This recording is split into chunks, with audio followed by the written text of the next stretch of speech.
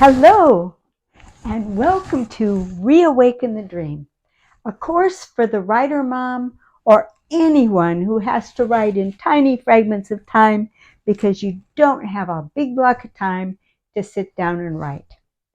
This is lesson 34 out of 35, and it's our second universal element here in part 3 of the course.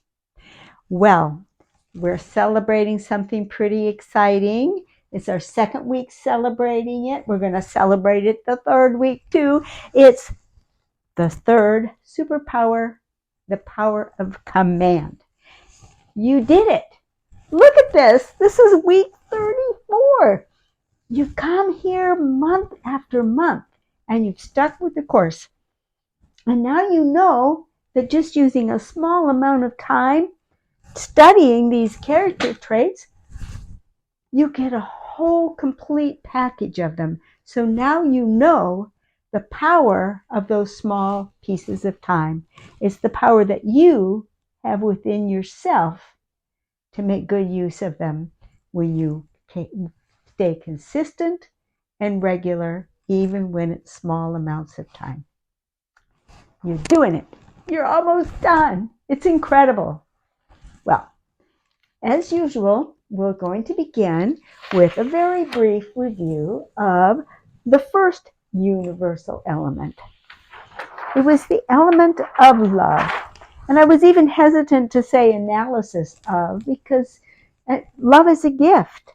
It pretty much defies analysis, but we did as close to it as we could. First of all, love is not a character trait. It has no triad of emotions. There's no real struggle because it can't occupy the rudder position. But we did find out that love influences every rudder choice that we make. And furthermore, we found out that we have to be pretty careful because love, although it can never be truly made inaccessible, we might feel that it is, it can get pretty buried. But it's never really inaccessible, but we have to watch out for the lost state because it can get buried. And so we went through a number of things that can cause us to lose our sense of love. Pride, ingratitude, indifference, hatred, spitefulness, nursing grudges, discord, envy, anything that messes up our relationships with other people can bury love for ourselves. We also looked at the victory and we said it's a gift, so really the only thing we can celebrate with the victory is opening ourselves to love and being grateful for the love in our lives. Well, now we're ready to work on our second element, our second universal element. What is it? As in last week, we invert the plan. Instead of me telling you first what it is, I give you the scenarios and you see if you can figure it out. I bet you had no trouble last week. This one shouldn't be too much more difficult. Probably pretty much on the same order of magnitude in determining what is it. Okay.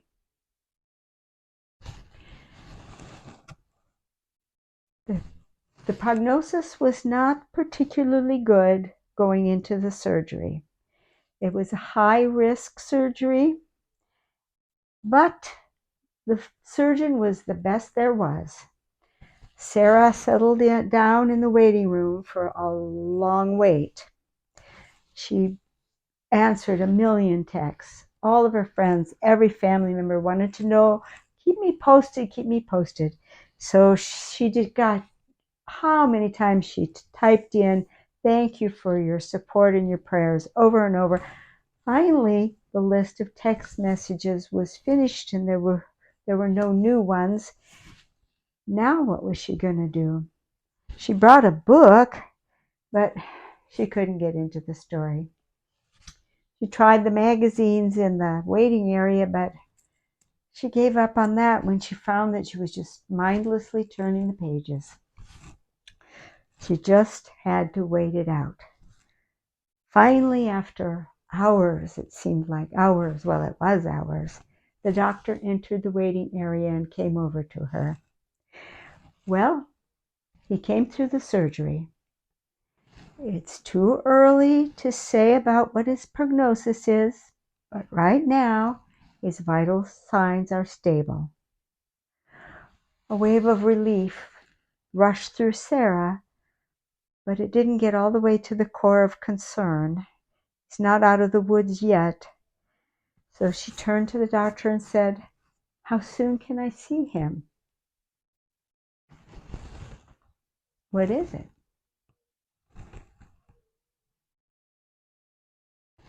Arthur had no idea that college was going to be as hard as it was. Well, he set a pretty high bar for himself. He didn't want to start life with a whole bunch of student loans, so he worked full-time, almost full-time, the whole time, and he took what was classified as a full-time load, but kind of at the lower end of the scale, and he just pushed and worked and worked and pushed and pushed and worked. And now, finally, he was at the spot, just finished midterms. In a few more months, he'd be finished with college and graduating. It was an amazing spring day, unusually warm. His midterms were complete. He took advantage of the wonderful day to relax in the sun, just let go of everything, just for one day, just for one afternoon. What is it?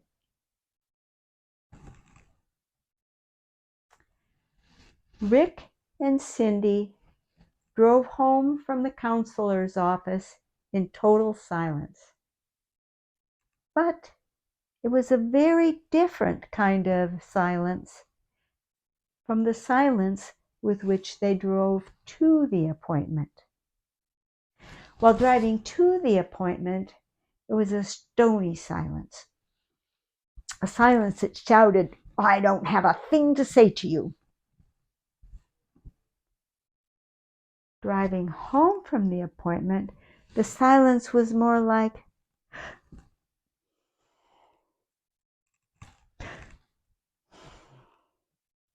it shouted, "Oh, I want so much to talk to you, but I just don't know what to say."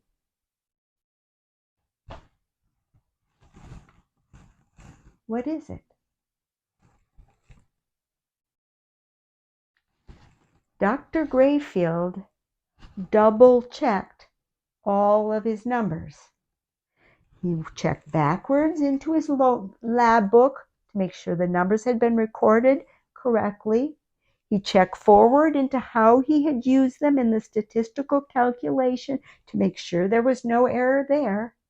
And with each number checked, his excitement grew and grew and grew. And when he was done double-checking everything, he dropped his pencil and gasped. The results weren't just significant, they were highly significant.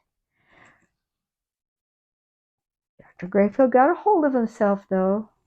He remembered Carl Sagan's words: "Extraordinary claims demand extraordinary evidence."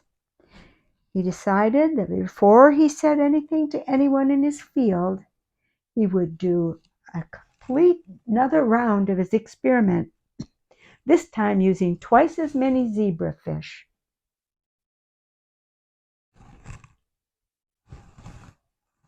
What is it?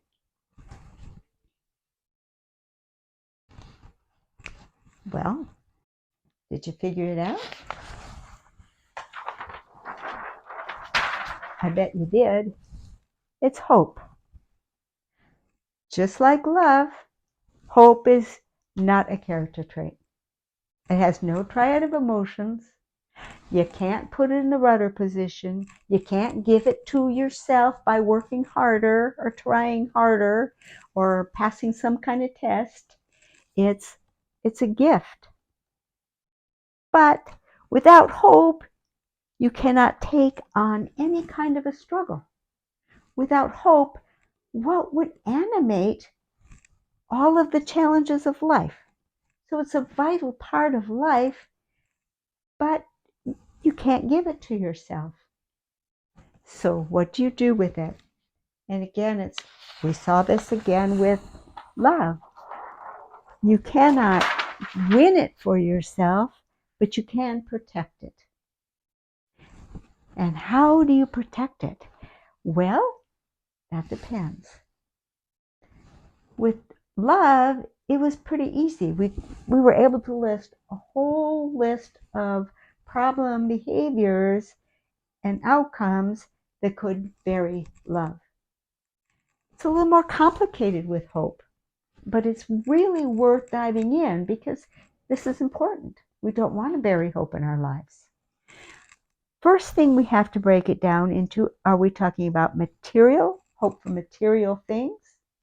Or are we talking about transcendental hope, hope for things that are intangible, like hope for love, hope for a good relationship, hope for satisfaction in life? If we're talking about material things, hope for a good job, hope for wealth, hope for a new car, the biggest thing that can bury the hope for, valued material desires. We can't say that, oh, it's something material, don't bother to hope for it. Of course we hope for things. We hope for a nice home to raise our children. We hope for good weather for a picnic. There are many things that are material that we hope for. But the biggest thing that can bury hope for material things is envy. Now, certainly that whole list that we had for love can also damage hope because it just damages our spirit in general. But if we're specifically talking about hope, envy is the key thing that can kill our hope. It turns our focus away from receiving any gifts into, well, he got what I want. And it's very destructive, buries hope. Now we have to look at the other side, the non-material, the more transcendental things that we might hope for. Now we have to take a look at a different word, acedia.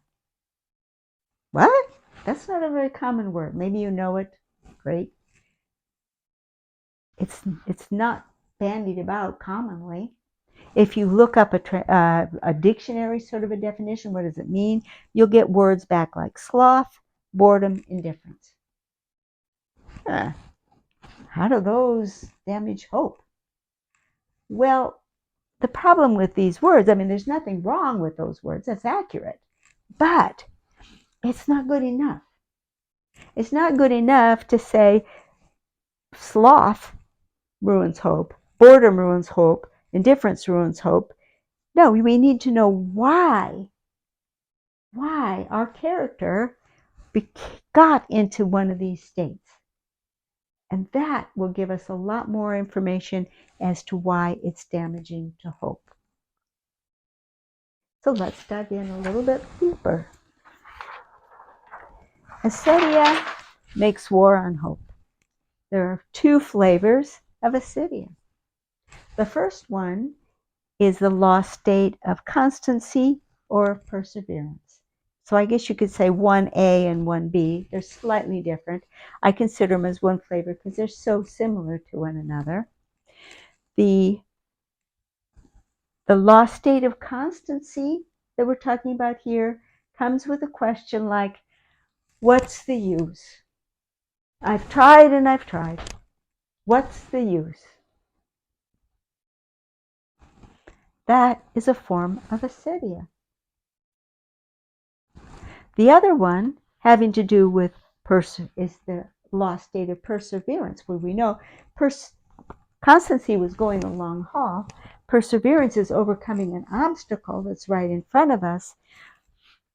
The lost state of that is the question, why bother? I'll never be able to do it. Why try? That is another. You can see how similar those two are. That's one flavor of acedia. And can you see how that kills hope? If you're telling yourself, why bother? Or what good is it going to do? These are things that just bury hope. There's another flavor that's quite different. And it's something that you might not have thought about, and that is a form of acedia that is the lost state of magnificence. And it's a really interesting one. It comes about when our character, shall we say, gets a taste of magnificence, gets a taste of the victory state of the magnificence, goes, ah! And runs for the hills. It's like, oh no, not me. I can't be magnificent. No, no, no. That is also a form of acedia. And this one is interesting because I just happened to be just recently listening to an audiobook of an old classic in the self-help domain. It's called the Big Leap by Hendricks. Um, and he talks a lot about in that book about the upper limit problem. And he does a tremendous job in that book of describing the lost state of magnificence, of describing acedia. He didn't, as far as I ever noticed, use the word acedia, but he does a terrific job of describing it. So you can see how that can also, where you get scared from it. It's so good, I can't believe it. No, I can't have anything that good happen to me. And these are the two flavors of acedia, and they're the most damaging form of hope. So now we're going to take a brief look at modifiers, which, again, because there's no real triad of emotions, there are no real modifiers. Oops, victory state too. In the victory state, we cannot produce victory. We can only remain open to it, just like with love. And also with the modifiers, there's no concept of scale. You can't value hope, so you can't put a scale on it. And also there's no concept of agency, but limiting self-beliefs can definitely help bury hope. Well, that's our second universal element. You can see how important to a story that is. Well, now we're going to go back to our big comprehensive review of all the character traits, where I said we were going to take them in the form of a top-down taxonomy, where we actually can go about figuring out what character trait we need to fit the behavior that we're trying to describe in a character. Many times we have a character going on in our head, we can hear him talk, we can see him act, but we don't know how to name the character trait that we're seeing. And so this top-down approach is giving us angles by which we can determine what character trait is involved. And so the first thing that we would do, we're going to narrow down, and we covered last week the first two levels of narrowing this down. We'll review them just briefly here. And we said, first of all, we have to figure out which of the four character trait groups we're dealing with. And we said that has to do with the nature of the challenge. If our character is battling the physical world, then we're looking at a resilience trait. If our character is having trouble living within his own skin, that's a balance trait. If he's looking around trying to understand his surroundings and predict what might be the outcome of his choices, that's insight group. If his challenge is living in community with other people, then we're talking about the empathy group. So that's our first step as we dive down into those four groups. Then from there, we break the groups down some more. And we did this last week. Last week, as you'll recall, we had some diagrams here. And we said for the insight group, we said we drew this picture of a man on the top of a hill with binoculars looking all around. And the funny thing about the insight group is it only has one subgroup.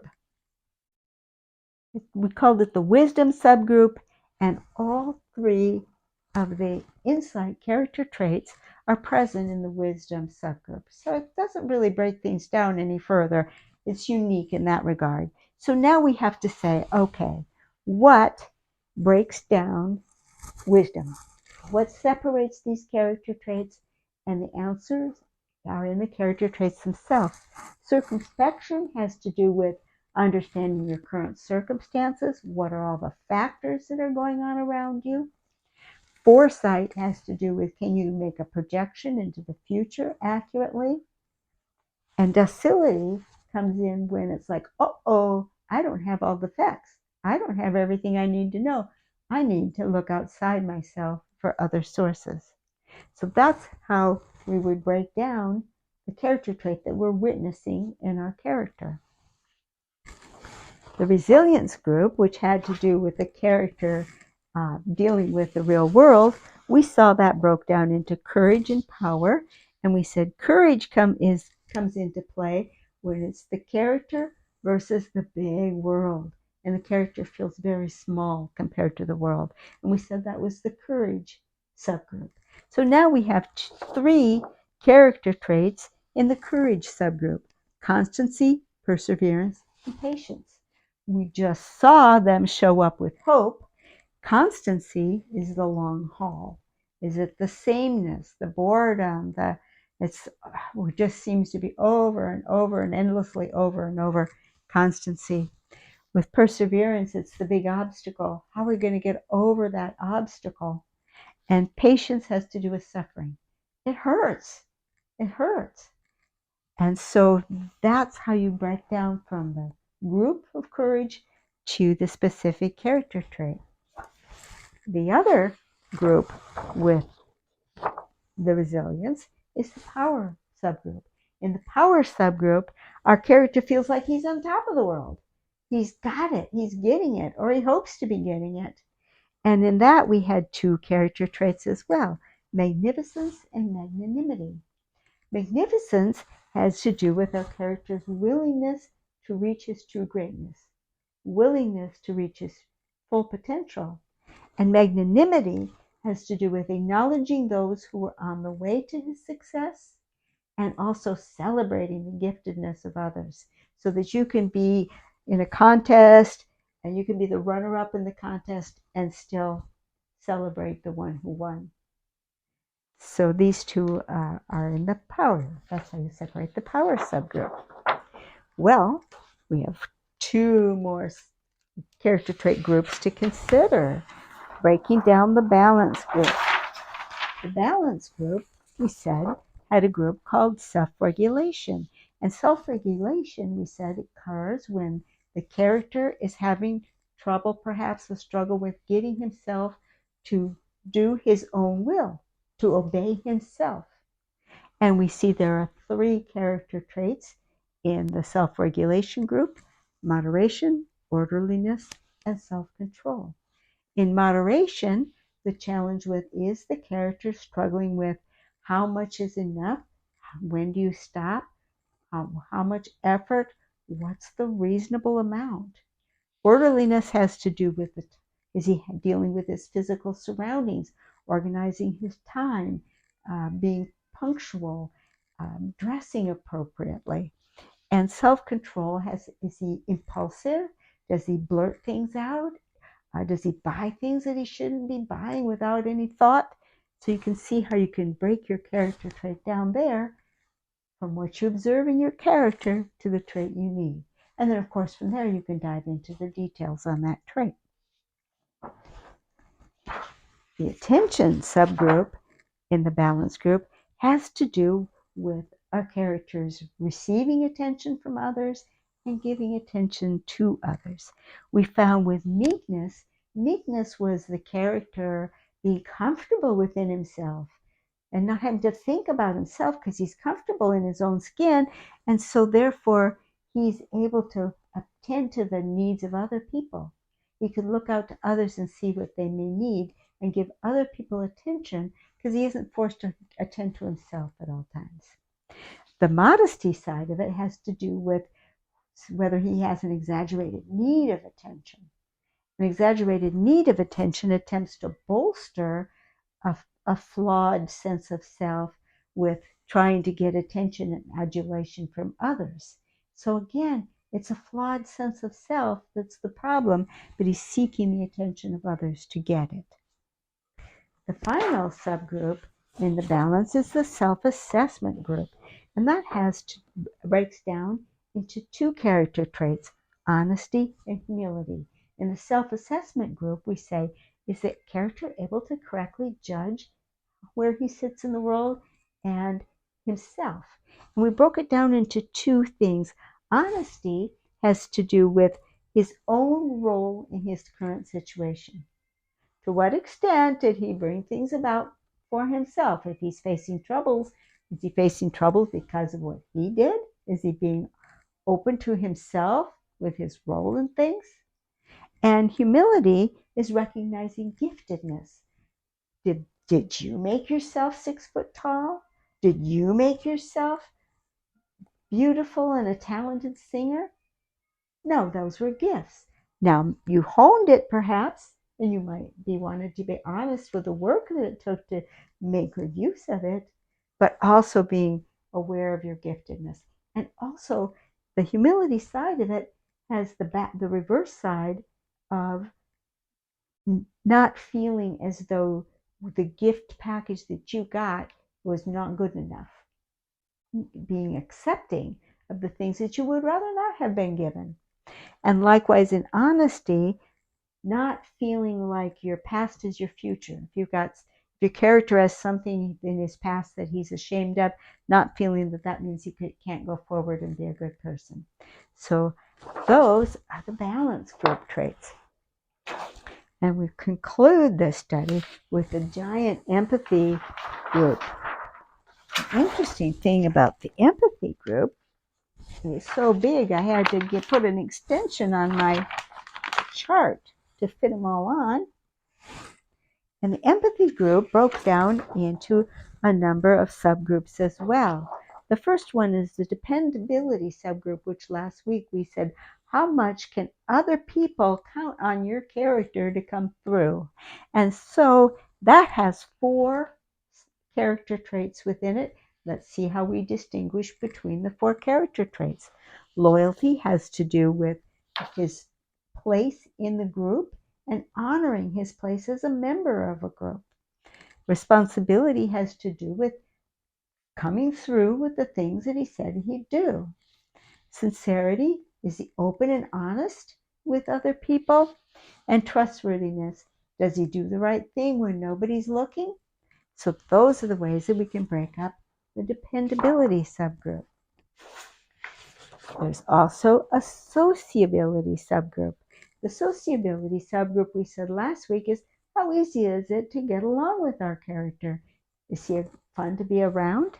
And we break that up also into 4 character traits: affability, courtesy, kindness, and respect. Affability means, is he pleasant? Is he approachable? Does he wear a happy face? Is the people feel comfortable around him? Courtesy, does he honor social norms, hold the door for someone, politely say good morning? Kindness, does he notice someone in need and rush over to help them? Rush in and give a little bit of help. Notice the problem and participate in solving it. And then respect has to do with asymmetrical relationships where the person is due some honor because of their status. And does he give honor to someone like a doctor or a police officer or the mayor, someone who is in a role of respect? The response subgroup has to do with how does the character respond towards others when good things happen. And we have gratitude, generosity, and transcendence in the response group. Gratitude is feeling grateful when somebody does something nice for our character or gives our character something. Does he feel gratitude or does he take it for granted? Generosity flows out of gratitude, and it also flows out of sense of abundance. If our character feels that he has all he needs, then he can be generous with others. And transcendence has to do with reaching beyond the limits of the finite visible universe to a higher power, to God, to the universe, to whatever calls the character out of this finite world and into a higher dimension. And the final tiny group is the honor group, which has to do with how does our character behave, again in an asymmetrical relationship, but with a little bit of a twist. Obedience, our character is bound to do what the person that he's in obedience to says. And does our character do that, or give guff, or talk behind the back, etc.? And patriotism is when does our character give honor to the country, give military service if required, give other kinds of service to the country, and respect the country's symbols. So that is the review of our character traits. Now, it's rather interesting because that's a lot to try to cover verbally. Now, if you've been getting the PDF files all along, then your lesson 35 will include a written statement of these. That's easier to go through. But if you haven't been getting your PDFs, or if the PDFs are mounting up and there's so many, I have good news. I have a book coming out, and I think I'm hoping there's a decent chance that I could show it to you next week for our last class. I can actually hold it up to you and show it to you. What I'm doing is I found a publisher that will do print on demand, and I've tracked down what it costs for printing and shipping, and I'm going to make it available at cost. I don't need to make money. I didn't need to make money off the PDFs. I gave them to you. Well, this one, I'm passing it through to you at my cost. So you can have the book. It's 70 pages in length. It's full color. I'll show it to you next week. I'm very happy with it. And it reviews everything that we've covered in this course as far as the character traits and how the character traits are used in storytelling. It doesn't include the part about the note cards, and it doesn't include this last unit on the universal elements. It's everything we covered in that long second unit, the power of living characters, is covered in that book. So I'm very excited to be able to show it to you. And also in that regard, when this class ends, I have another series planned. And I will tell you more about that next week. But basically the idea is I want to have it to be more like a drop-in class. This one was lesson 1 through lesson 35. Boom, boom, boom, boom. This one will be a little bit less formalized. We'll cover, I won't go into detail on how it's going to be organized today, but the idea is that you can drop in for one, and if you're busy the next time, that's okay. We might have beginners coming in, and that will be something that we're going to have a community where we can share information. Well, I'm going to be going all on about it, and I'm going to give it all away if I keep talking. So no more spoilers. I'll tell you more about it next week. Talk to you then. Bye-bye.